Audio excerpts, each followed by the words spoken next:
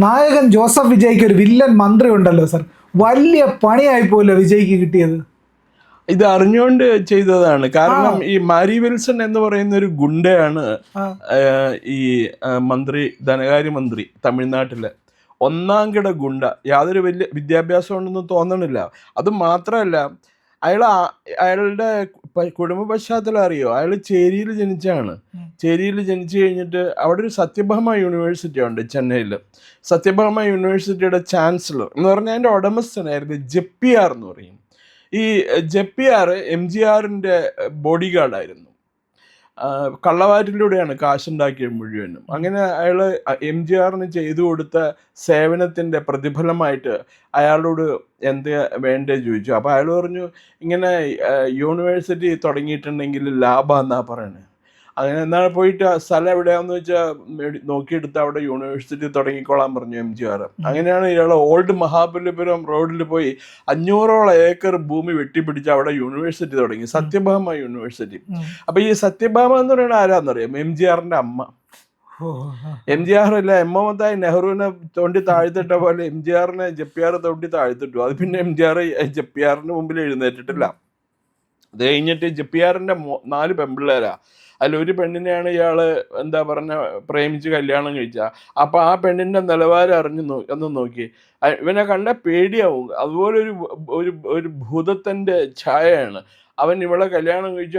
അതിന് പകരം യൂണിവേഴ്സിറ്റി, സത്യഭാമ യൂണിവേഴ്സിറ്റിയിലെ ഉടമസ്ഥാവകാശമോ അതല്ലെങ്കിൽ ഏതോ 2 കോളേജുകളുടെ ഉടമസ്ഥാവകാശം അവന് എഴുതി കൊടുത്തു ജെപ്പിയാർ. അയാളാണ് ഇപ്പൊ ഈ TVKയിൽ ചേർന്ന് അവരുടെ ധനകാര്യമന്ത്രി ആയിരിക്കുന്നത്. അപ്പൊ ഇയാളുടെ ഗുണ്ടാ പ്രവർത്തനങ്ങളുടെയൊക്കെ വീഡിയോ പോലീസുകാരോ ചോർത്തി കൊടുത്തത് സോഷ്യൽ മീഡിയയിൽ വളരെ വൈറലായിട്ടുണ്ടത്. ഇപ്പൊ ഇങ്ങനെയുള്ള ഒരാൾ നോക്കൂ, ധനകാര്യമന്ത്രി ആയിരിക്കുകയാണ്. അപ്പൊ തന്നെ മനസ്സിലായല്ലേ ഈ ജോസഫ് വിജയുടെ എന്താണ് പറയണ, ഭരിക്കാനായിട്ടുള്ള മികവും അയാളുടെ ക്വാളിറ്റിയും അയാളുടെ ഗുണമേന്മയ്ക്ക് ഇതിൽ നിന്ന് മനസ്സിലായില്ലേ? കഴിഞ്ഞ ദിവസം ഗുരുമൂർത്തി അയാളെ കുറിച്ചൊരു മുഖപ്രസംഗം എഴുതിയായിരുന്നു. ഗുരുമൂർത്തിയുടെ മാസികയിലെ ഗുരുമൂർത്തിനെ അറിയില്ലേ? അദ്ദേഹം തുഗ്ലക് എന്ന് പറഞ്ഞൊരു മാസികയുണ്ട്. തമിഴ്നാട്ടിൽ വളരെയധികം ആൾക്കാർ വായിക്കുന്ന ഒരു മാസികയാണ്. അപ്പൊ അതിനകത്ത് പറയണ ഈ TVK എന്ന് പറയുന്നത് കമ്മിറ്റഡ് വോട്ടർമാരല്ല. ഇപ്പൊ DMKക്കോ ADMKക്കോ കാര്യം ഇതൊക്കെ പറഞ്ഞാലും ശരി, അവർക്ക് ആ ഒരു പാർട്ടിക്ക് ഒരു പ്രിൻസിപ്പിൾ ഉണ്ട്. ആ പ്രിൻസിപ്പിൾ അനുസരിച്ച് നിൽക്കുന്ന ആൾക്കാരാണ്. പക്ഷെ TVKയിലുള്ളത് മുഴുവൻ മോബ് എന്ന് പറയും, അല്ലെ, ക്രൗഡ്, ജനക്കൂട്ടം, ആൾക്കൂട്ടം. അത് ഒരു വിയാമ്പാറ്റകളെ പോലെ വന്ന് കയറുന്നതാണ്. അത് അതേപോലെ പിരിഞ്ഞു പോകും. അപ്പോൾ ഇയാൾ അതിനനുസരിച്ചിട്ട് നിൽക്കണം. ഇയാൾക്ക് രാഷ്ട്രീയ ഉപദേഷ്ടാക്കളൊന്നും ആരും ഒന്നും ഇല്ലേ? ഈ സാന്റിയാഗോ മാർട്ടിന്റെ മകനാണ് അയാളുടെ ഒരു മന്ത്രി, ആദവൻ, അർജുൻ ആദവൻ എന്ന് പറയുന്നത്. അവൻ ദലിതായിരുന്നു and got converted to Christianity. അങ്ങനെയാണ് അവൻ വിജയുടെ ഗ്യാങ്ങിലെത്തുന്നത്. അത് വേറെ പലരും ഉണ്ട്. ഇവരെ മുഴുവനും ഒരു ഇവാഞ്ചലിസ്റ്റ് ഗ്രൂപ്പാണ്, ഒരു കാർട്ടലാണെന്നാണ് പറയുന്നത്. ഒരു കാർട്ടൽ. ഇപ്പൊ ഞാനിപ്പോ നമ്മുടെ ഇന്നലെ രാത്രി ഒരു വിഷ്ണു ശർമ്മ എന്ന് പറഞ്ഞിട്ടൊരു മുതിർന്ന പത്രപ്രവർത്തകനുണ്ട്, അതായിട്ട് സംസാരിച്ചുകൊണ്ടിരിക്കുകയാണ്. അപ്പം അദ്ദേഹം പറഞ്ഞാൽ ഇതൊരു കാർട്ടൽ ഗ്രൂപ്പാണ്, ഇത് മുഴുവനും അവരൊന്നും ചെയ്യാൻ പറ്റില്ല. നമുക്കിപ്പോൾ ജനങ്ങൾ മുഴുവനും ഇയാൾക്ക് വോട്ട് ചെയ്തത് തെറ്റാണെന്ന് പറഞ്ഞു തുടങ്ങി. ഇപ്പോൾ ഒന്ന് ആലോചിച്ച് നോക്കി, പോലീസുകാർ തലയ്ക്ക് വിലയിട്ടിരുന്ന ഒരാളാണ് ഈ മാരി വിൽസൺ എന്ന് പറയുന്നത്. അയാളെ പിടിച്ച് ധനകാര്യമന്ത്രിയാക്കിയിരിക്കുന്നു. തമിഴ്നാടിൻ്റെ ഒരു വർഷത്തെ ബജറ്റിനെങ്ങാണ്ട് 6-7 ലക്ഷം കോടി രൂപയാണ്. അയാളാണ് ആ പൈസ കൈകാര്യം ചെയ്യാൻ പോണത്. ഇയാൾക്ക് വിദ്യാഭ്യാസം എന്ന് പറയുന്നത് എനിക്ക് തോന്നുന്നു 10ാം ക്ലാസ് പാസ്സായിട്ടുള്ളത് സംശയമുള്ള സാധ്യതയില്ല. അപ്പൊ അങ്ങനെയുള്ള ഒരു മനുഷ്യനെയൊക്കെ പിടിച്ച് ധനകാര്യമന്ത്രിയാക്കുക. എന്നിട്ട് മുഖ്യമന്ത്രിക്ക് തന്നെ അഡ്മിനിസ്ട്രേഷനെ കുറിച്ച് യാതൊന്നും അറിയില്ല അയാൾക്ക്. ഇപ്പൊ ഈ കഴിഞ്ഞ ദിവസം ഉദയനിധി സ്റ്റാലിൻ നിയമസഭയിൽ പ്രസംഗിച്ചല്ലേ, സനാതന ധർമ്മത്തെ അടിച്ചു തകർക്കണം, എല്ലാ ഹിന്ദുക്കളെയും ശരിയാക്കണം എന്നൊക്കെ പറഞ്ഞില്ലേ. അത് ഈ ജോസഫ് വിജയുടെ അനുമതിയോടുകൂടിയാണ് പ്രസംഗിച്ചത്. കാരണമുണ്ട്, നിയമസഭയ്ക്കകത്ത് എന്ത് വിവരക്കേട് വിളിച്ചു പറഞ്ഞാലും നമുക്ക് കോടതിയിൽ ചോദ്യം ചെയ്യാൻ പറ്റൂല. ആ ഒരു ലൂപ്പ് ഹോള് മുതലാക്കിക്കൊണ്ടാണ് അയാൾ പുറത്ത് പറഞ്ഞപ്പോൾ എനിക്ക് കേസ് കൊടുക്കാം. ഇപ്പം ഞാനിപ്പോൾ ഹിന്ദുക്കളെയോ അതല്ലെങ്കിൽ ക്രിസ്ത്യാനികളെയോ അതല്ലെങ്കിൽ ഇസ്ലാം സമുദായത്തിൽപ്പെട്ടവരെ അപമാനിച്ചുകൊണ്ട് ആക്ഷേപിച്ചുകൊണ്ട് പരിഹസിച്ചുകൊണ്ട് സംസാരിച്ചു കഴിഞ്ഞിട്ടുണ്ടെങ്കിൽ എനിക്കെതിരെ അത് നിയമസഭയ്ക്കകത്തല്ല, നിയമസഭയ്ക്ക് പുറത്ത് എവിടെ സംസാരിച്ചു കഴിഞ്ഞാലും വിദ്വേഷം പ്രചരിപ്പിച്ചെന്നോ അല്ലെങ്കിൽ അപമാനിച്ചു മാനനഷ്ടത്തിന് കേസ് കൊടുക്കാം. അപ്പം ഞാൻ ഇവിടെ ഇരുന്ന് പറയണത് എനിക്ക് തോന്നുന്നു ഞാൻ അപമാനിക്കാറൊന്നുമില്ല അല്ലേ, നമ്മൾ വളരെ കാര്യമായിട്ടല്ലേ പറയുള്ളൂ. കോയമാരെന്നൊക്കെ പറയണ നല്ല വേർഡല്ലേ, അവരോട് CH മുഹമ്മദ് കോയ എന്നൊക്കെയല്ലേ നമ്മൾ പറയണത്. അപ്പം അങ്ങനെ പറയണതിനൊന്നും കുറ്റമില്ല. കാക്കാമാരെന്ന് പറയുന്നതിനും കുഴപ്പമില്ല. ഗുജറാത്തിൽ കാക്ക എന്ന് പറഞ്ഞാൽ ബ്രദർ എന്നാണ് അർത്ഥം. മേത്തൻ എന്ന് പറയാറില്ലേ, മേത്ത എന്ന് പറഞ്ഞിട്ടുണ്ടെങ്കിൽ ഗുജറാത്തിലൊരു സർനെയിമാണ് മേത്ത എന്ന് പറഞ്ഞിട്ടുണ്ടെങ്കിൽ. അപ്പം അതിൻ്റെ കൂടെ ഒരു ഇൻ ചേർക്കുമ്പോൾ മേത്തൻ അത് ഒരു ബഹുമതിയാണ് നമ്മൾ കൊടുക്കുന്നത്. അപ്പം ആ രീതിയിലാണ്. അപ്പോൾ ഇവർ ആ സംസ്ഥാനം എന്താ പറയുക ഒരു നാശത്തിലേക്ക് നയിക്കാനായിട്ടാണ് ഇയാൾ വന്നിരിക്കുന്നത്. അയാൾ പറഞ്ഞിരിക്കുന്നത് ഞാനൊരു ക്രിസ്ത്യനാണ്, ഐ എം എ ക്രിസ്ത്യൻ എന്ന് ഓപ്പണായിട്ട് 3-4 തവണ പറഞ്ഞു. അപ്പോൾ അതിൻ്റെ അർത്ഥം എന്താ, അയാൾ ക്രിസ്ത്യാനികൾക്ക് വേണ്ടി മാത്രമുള്ള ആളാണെന്നല്ലേ അത് സൂചിപ്പിക്കണേ. അയാളിപ്പോൾ ക്രിസ്ത്യനായിട്ട് ഇപ്പം മുഖ്യമന്ത്രി ആയി കഴിഞ്ഞാൽ അയാൾ ക്രിസ്ത്യാനിയും അല്ല, ഹിന്ദു അല്ല, മുസ്ലിം അല്ല, അതെല്ലാം എല്ലാമാണ്, എല്ലാ വിഭാഗം ജനങ്ങളുടെയും മുഖ്യമന്ത്രിയാണ് അയാൾ. അത് അയാൾ മറന്നു കഴിഞ്ഞിട്ടാണ് ഈ സിനിമയിൽ കണ്ട്. അവിടുത്തെ തമിഴ് സിനിമയിൽ നമുക്ക് അവിടെ ഇപ്പം ജാക്കി ചാൻ കേസ് കൊടുക്കില്ല എന്ന് വിചാരിക്കണം. അല്ല, തമിഴ് സിനിമയിൽ ജാക്കി ചാനാണ് അയാൾ, അത്രേ ഉള്ളൂ. ഈ ജോസഫ് വിജയ് എന്ന് പറയുന്നത് ജാക്കി ചാൻ സെൻസിബിൾ ആണ്. അത് ഞാൻ പറയണ ജാക്കി ചാൻ കേൾക്കൂലല്ലോ, അല്ലെങ്കിൽ ജാക്കി ചാൻ എനിക്കെതിരെ മാനനഷ്ടത്തിന് കേസ് കൊടുത്തേനെ. അപ്പോൾ ഏതായാലും ഇത് ആൾക്കൂട്ടം മാത്രമല്ല, മോബ് മാത്രമല്ല. സർ, MGRനെ ആൾക്കാർ കണ്ടിരുന്നതിനകത്ത് ഒരുപാട് ക്വാളിറ്റികളുണ്ടായിരുന്നു.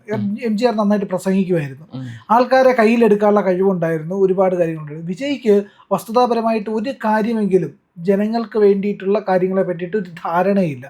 കാരണം ഇയാൾ ഈ വായിൽ വെള്ളിക്കരണ്ടിയായിട്ട് ജനിച്ചു, അങ്ങനെ അങ്ങ് ജീവിച്ചു, വെള്ളിയല്ല സ്വർണ്ണമല്ലേ, അപ്പോൾ അങ്ങനെ അങ്ങ് ജീവിച്ചുകൊണ്ടിരിക്കുകയാണ്. അല്ലാതെ ഇയാൾക്ക് സാധാരണക്കാരുടെ ഒരു പ്രശ്നങ്ങളെ പറ്റിയിട്ട് ഒരു ധാരണയില്ല. MGR വളരെ ദരിദ്ര കുടുംബത്തിൽ ജനിച്ച് കഷ്ടപ്പാട് അറിഞ്ഞു വളർന്ന മനുഷ്യനാണ് MGR. ഇതൊക്കെയാണെങ്കിൽ അയാൾക്ക് പാവങ്ങളോടുള്ള സ്നേഹം എന്ന് പറയുന്ന കള്ളത്തരമല്ല, യഥാർത്ഥ സ്നേഹമായിരുന്നു. പിന്നെയും കരുണാനിധിയുടെ കയ്യിലാണ് കള്ളത്തരം ഉള്ളത്. അല്ല, അതുകൊണ്ടാണ് വാദ്യാർ എന്ന് പറഞ്ഞിട്ട് തമിഴ് ജനതയ്ക്ക് മൊത്തം അത്രയും ഇഷ്ടമുണ്ടായിരുന്നു. വാദ്യാറും പിന്നെ അണ്ണൻ പിന്നെ VK ഒരു കഥ എഴുതിയിട്ടുണ്ട് MGRനെ കുറിച്ചിട്ട്. MGRനെ നാട്ടിലെ സിനിമാ കോട്ടകയിൽ MGRൻ്റെ സിനിമ വന്നു. അത് കാണാനായിട്ട് എല്ലാവരും ഇങ്ങനെ ചെന്നിരിക്കുകയാണ് തിയേറ്ററിൽ. അപ്പോൾ ഒരു ബെഞ്ചിന് ടിക്കറ്റ് എടുത്തിട്ട് VKൻ്റെ കഥയിൽ സ്ഥിരം ഒരു നായകനുണ്ട്, പയ്യൻ എന്ന് പറയുന്നത്. പയ്യനും പോയിരിക്കുകയാണ്, നിർനിമേഷനായിട്ട് ഇങ്ങനെ നോക്കിയിരിക്കുകയാണ്. സിനിമ തുടങ്ങി ഭയങ്കര ഇതിൽ ഒരു സീനിൽ MN നമ്പ്യാരും MGRും തമ്മിൽ വാൾപ്പയറ്റ് നടത്തുക. അപ്പോൾ ഒരു വാൾപ്പയറ്റിനിടയിൽ MGRൻ്റെ കയ്യിലിരുന്ന വാൾ തെറിച്ചു പോയി കഴിഞ്ഞപ്പോൾ ഈ പയ്യൻ ബീഡി വലിച്ചുകൊണ്ടിരിക്കുക കണ്ട് ടെൻഷനായിട്ട് അയാൾ അറിയാതെ ചുമച്ചുപോയി. ഉടനെ തന്നെ സ്ക്രീനിൽ വന്നിട്ട് MGR ഇവനോട് പറയും, ഇറങ്ങിപ്പോടേ എന്നെ ശല്യപ്പെടുത്തേനെന്ന്. പയ്യൻ അവിടെ നിന്ന് നേരെ ഇറങ്ങി DMKയിൽ പോയി ചേർന്നു. അപ്പോൾ ഇങ്ങനെയൊക്കെയുള്ള കഥകളുണ്ട്. ഇപ്പം അതായത് കാര്യം പരിഹസിച്ചിട്ട് എഴുതിയതാണെങ്കിൽ കൂടി നമുക്കത് ഇന്നും ഓർക്കുമ്പോൾ അറിയാതൊന്ന് ചിരിച്ചു പോകും നമ്മളത്, അല്ലേ? VKൻ്റെ ഒരു പ്രത്യേക ശൈലിയിലാണ് അത് എഴുതിയിരിക്കുന്നത്. അപ്പോൾ അതേപോലെ ഈ ഒരു ജനങ്ങളുടെ ഹൃദയത്തിലേക്ക് ഇറങ്ങിച്ചെല്ലാനൊന്നും ഇയാൾക്ക് പറ്റിയിട്ടില്ല. ഇതൊരു ക്രൈസ് എന്ന് പറയില്ലേ നമ്മൾ, പെൺപിള്ളേർക്കൊക്കെ ആണുങ്ങളോട് അവർ പറയില്ല ഐ ഹാഡ് എ ക്രഷ് എന്ന് പറയില്ലേ. ഇപ്പോൾ ഈ ജയലളിതവരൊക്കെ പറഞ്ഞിരുന്നു കുട്ടിയായിരുന്നപ്പോൾ അവർക്ക് ഷമ്മി കപൂറിനെ ഭയങ്കര ഇഷ്ടമായിരുന്നു. അവർ നമ്മുടെ സെമി ഗാർവലുമായിട്ടുള്ള ഇൻ്റർവ്യൂവിൽ അവർ പറയുന്നുണ്ട് I had a crush for Shammi Kapoor എന്ന് പറയുന്നുണ്ട്. അവർ വളരെ ലൈറ്റർ സെൻസിലാണ് പറഞ്ഞത്. ഷമ്മി കപൂറിനെ അവർക്ക് വലിയ ഇഷ്ടമായിരുന്നു എന്ന് പറഞ്ഞ ആ അർത്ഥത്തിലാണ് പറഞ്ഞത്. അപ്പോൾ അതേപോലെ ഈ ഒരു ക്രഷിൻ്റെ പുറത്താണ് ആൾക്കാർ വോട്ട് ചെയ്തിരിക്കുന്നത് മുഴുവൻ. എൻ്റെ മകള് പറഞ്ഞു ഈ പോളിംഗ് കഴിഞ്ഞെന്ന്. എൻ്റെ മകൾ പറഞ്ഞു വിജയ് ജയിക്കും, ജയിച്ച് മന്ത്രിസഭ ഉണ്ടാക്കും. ഞാൻ പറഞ്ഞു what are you telling, it's not possible. അവൻ അച്ഛൻ കണ്ടോ നോക്കിക്കോളൂ. അതേപോലെയാണ്. കാരണം ഈ വോട്ട് ചെയ്യാമെന്ന ആൺപിള്ളേരൊക്കെ വിജയനെ പോലെ അയാളുടെ കളറിലുള്ള ക്രീം കളർ പാൻസും വെള്ള ഷർട്ടൊക്കെ ഇട്ടിട്ടാണ് വന്നിരുന്നത്. അതേ ശൈലിയിൽ തവളത്തെ ഒരു ഷോളൊക്കെ ഇട്ടിട്ടൊക്കെയാണ് വന്നിരുന്നത്. ഇത് എവിടെ നോക്കിയാലും ഇതേ കാണാനുണ്ടായിരുന്നുള്ളൂ. ഇതൊരു ഇൻഡിക്കേഷനാണ്. എനിക്ക് തോന്നുന്നു എന്നെ നല്ലൊരു പൊളിറ്റിക്കൽ ഒബ്സർവറാണ് അവിടുന്ന് തോന്നുന്നു. അതേപോലെ വിജയ് 108 സീറ്റ്, ഞാൻ 5 സീറ്റിൽ കൂടുതൽ പ്രതീക്ഷിച്ചിട്ടില്ലായിരുന്നില്ല. ഞാൻ പലപ്പോഴും പറഞ്ഞില്ല 5 സീറ്റിൽ കൂടുതലാക്കി എനിക്ക് തോന്നണില്ല കിട്ടുമെന്ന് പറഞ്ഞില്ലേ. കാരണം 15% വോട്ടൊക്കെയാണ് നമ്മൾ പ്രതീക്ഷിച്ചിരുന്നത്. വിജയകാന്തിന് കിട്ടിയിട്ടില്ല ഒരു സീറ്റിൽ കൂടുതൽ. ആദ്യത്തെ തെരഞ്ഞെടുപ്പിൽ 2006 ആദ്യം മത്സരിച്ചപ്പോൾ അയാൾ 234 സീറ്റിൽ മത്സരിച്ചിട്ട് അയാൾ ഒരു സീറ്റിലാണ് ജയിച്ചത്. അയാൾക്ക് ആണെങ്കിൽ ജനങ്ങളായിട്ട് നല്ല ഒരു അറ്റാച്ച്മെന്റ് ഉണ്ടായിരുന്നു. എന്നിട്ട് അയാൾക്ക് അത്രേ കിട്ടിയിട്ടുള്ളൂ. അപ്പൊ ഇത് അധികം നാൾ ഓടുന്ന പറയണില്ലല്ലോ. ഇപ്പൊ കണ്ടില്ല, ഇപ്പൊ AIADMK 4 MLA-മാരായി റിസൈൻ ചെയ്തത്. അപ്പൊ ഇങ്ങനെയാണ് അവര് ഭരണം കൊണ്ടുപോകണേ മുമ്പോട്ട്. അവർക്ക് സ്വന്തമായിട്ട് ഭൂരിപക്ഷം ഇല്ല. അപ്പൊ ഇതൊരു ഒരു ചോദ്യചിഹ്നം പോലെ നിൽക്കുക ഈ ജോസഫ് വിജയ്. എന്തായാലും ഈ വില്ലന്മാരെല്ലാം കൂടെ ചേർന്ന് നായകനെ തീർക്കാതിരുന്നാൽ മതി. പ്രിയപ്പെട്ട പ്രേക്ഷകരെ, ഞങ്ങൾ ഇന്ത്യ ലൈവ് പതിപോലെ നമ്മൾ പറയുകയാണ്, മാധ്യമങ്ങളിൽ വരാത്ത, മറ്റു മാധ്യമങ്ങൾ പറയാത്ത വാർത്തകളാണ് നിങ്ങളുടെ മുന്നിലേക്ക് കൊണ്ടുവരുന്നത്. ഇത് പറയാൻ ഞങ്ങൾക്ക് പ്രേരണയും ശക്തിയും നിങ്ങളാണ്. നിങ്ങൾ ഞങ്ങളുടെ കൂടെ ഉണ്ടാവണം. ഞങ്ങളുടെ ചാനൽ സബ്സ്ക്രൈബ് ചെയ്യണം. നമുക്കൊരു ചാനൽ കൂടിയുണ്ട്, C4N, C4N മലയാളം. നമ്മൾ ഈ തെരഞ്ഞെടുപ്പൊക്കെ ആയതുകൊണ്ട് കൂടുതൽ വാർത്തകൾ നമ്മുടെ ഈ പ്ലാറ്റ്ഫോമിൽ തന്നെ കൊടുക്കാൻ കഴിയാത്തതുകൊണ്ടാണ് C4N പുതിയ വാർത്തകൾ കൊടുക്കുന്നത്. അപ്പോൾ ആ ചാനലും കൂടി ഒന്ന് സബ്സ്ക്രൈബ് ചെയ്യണം. ഇന്ത്യ ലൈവ് ഉറപ്പായിട്ടും ചെയ്യണം. C4N കൂടെ, C4N, C എന്ന് പറഞ്ഞാൽ ക്രെഡിബിൾ, ഫോർ എൻ നേഷൻ, രാജ്യം. നമ്മുടെ രാജ്യത്തിന് വേണ്ടിയാണ്. രാജ്യം വിട്ട് ഒരു കാര്യവും ഇന്ത്യ ലൈവിനില്ല. അതുകൊണ്ട് ഞങ്ങളുടെ കൂടെ ഉണ്ടാവണം എന്നുകൂടി അഭ്യർത്ഥിക്കുന്നു.